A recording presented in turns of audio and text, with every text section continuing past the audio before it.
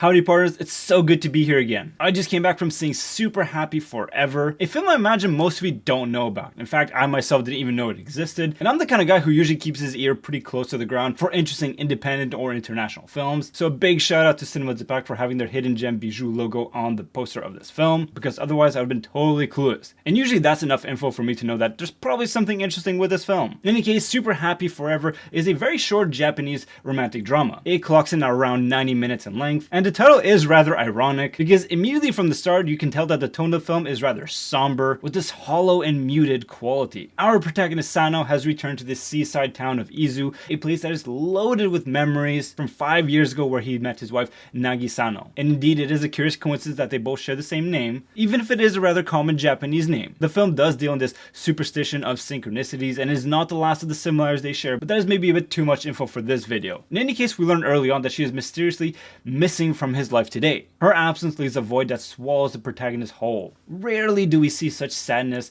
and longing displayed on screen. His energy is poisonous, literally souring the vibe wherever he goes. This is directly contrasting the energy that his friend gives off, who accompanied him on this trip. His name is Miyata, and he has a rather productive and positive outlook on life. So pretty much the diametric opposite of this guy, at least today. And honestly, I do love the energy that this character brings to the table. He's a good-natured man, and it is noble of him to join his buddy here while he is suffering from whatever it is he's going through. He does give a rather grounded element to this human drama here. And while we are talking about side characters, I mean, there's not too many of them. There's only one other that's worth talking about, and that'll be this really sweet Vietnamese cleaning lady at the hotel. Coming back to a protagonist, all that negativity is channeled in one direction in the search of this missing object that he pretty much pursues for the rest of the film. And that object is a red hat. I know this is not a red hat, but it'll have to do for this video. Photoshop magic will take care of the thumbnail. And from the poster of the film, you might be thinking, is that a MAGA hat? And no, it most certainly is not, though at first glance I'm sure it seems like it. It is something a lot more important over here. And no, it's not some luxurious item. In fact, it's really scrappy and run down, and even the color of the red is totally washed out from the fabric. If this were a video game, this would not be a rare or epic loot that you'd find. Instead, this would totally be in the uncommon category. Yet even with its mundanity, in this film it takes on this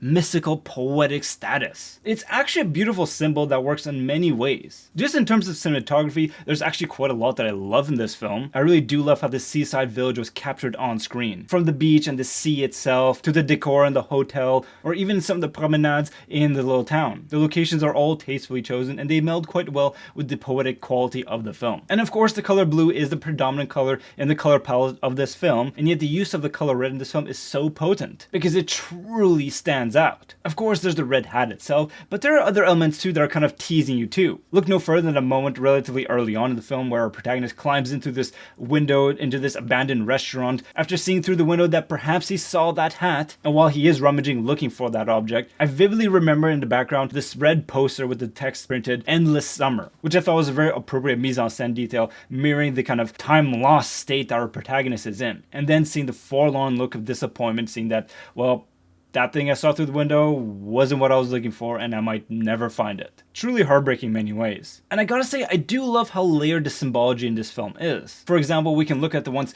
vibrant seaside town over here that is now in many ways defunct. The hotel is going out of business, this restaurant is now out of business, things aren't doing too great. Very much like this guy's romantic life over here, where we just see the skeleton remains of this broken husk of a man. It's sad and in many ways pitiful to watch. There's also this timeline shift at one point in the film that in my eyes shows these kind of mirrored realities. We have the forgetful girlfriend, which I liken to these lost memories that are slowly fading away. Speaking of memories, pictures themselves can be interpreted as a physical representation of that. And I do find it noteworthy how the one picture we have of Nagi with her red hat, we don't even see her face because the flash is completely obscuring her. All we see is that elusive red hat itself. We even learn at one point in the film that Nagi lost her phone in her trip when she came here to this seaside town 5 years ago. And what do we see at the beginning of the film? Our protagonist literally tossing his phone into the sea, resuming his status as this disconnected, lost soul, while also going to these landmarks for people who can't get good sleep, with all these crashing waves around them. So as you can see, I thought this was a very touching and contemplative film. It's a deeply sad experience, and in many ways it left me numb. But even with the jagged edges, there's something quite raw and beautiful about it, which is why in my books I'd say this is a solid 8 out of 10. I do love the energy that this film taps into. And I also appreciate its perspective on synchronicity, which perhaps in this version holds more pain than your more typical and optimistic rom-com films. And it does deal a lot into coincidence, and speaking of that, there is a moment in the film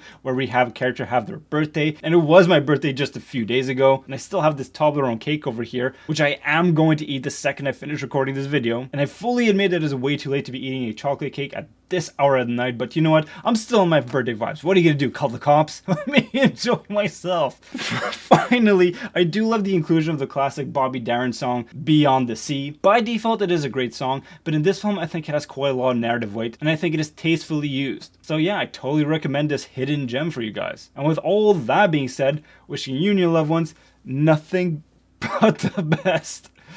Take care and talk to you soon.